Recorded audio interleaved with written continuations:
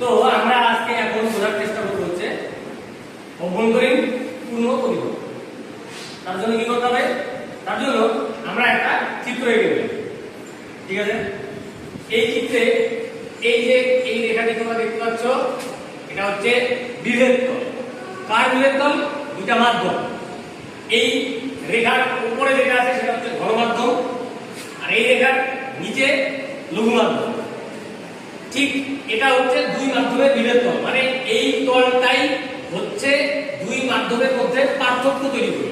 ঠিক আছে, তাহলে বিভেদ তল বোঝা গেল। আর এই রেখাটা হচ্ছে অভিলম্ব।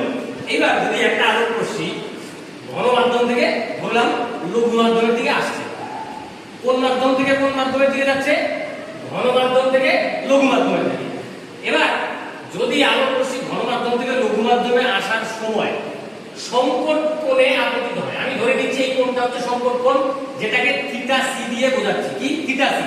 থিটা সি হচ্ছে সংকট কোণ। যদি সংকট কোণে আপতিত হয় তাহলে এই দুই মাধ্যমের বিভেদ তলে আপতিত হওয়ার পর আলোক রশ্মিটি দুই মাধ্যমের বিভেদ তল বরাবর চলে যাবে, মানে এই বরাবর চলে যাবে।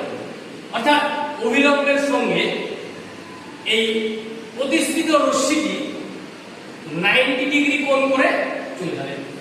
এইবার যদি আমি আলোক রশ্মিটি এমন ভাবে আপতিত করাই, অর্থাৎ আলোক রশ্মিটি যদি এমন ভাবে আপতিত হয় যখন সংকট কোণের থেকে বেশি কোণে আপতিত হয়, তখন আলোক রশ্মি ঠিক আবার ঘন মাধ্যম থেকে এসে আবার ঘন মাধ্যমে চলে যাবে। ঘন মাধ্যম থেকে এসে আবার ঘন মাধ্যমে চলে যাবে। এই ঘটনাকে বলা হয় অভ্যন্তরীণ পূর্ণ প্রতিফলন। ঠিক বুঝা গেল?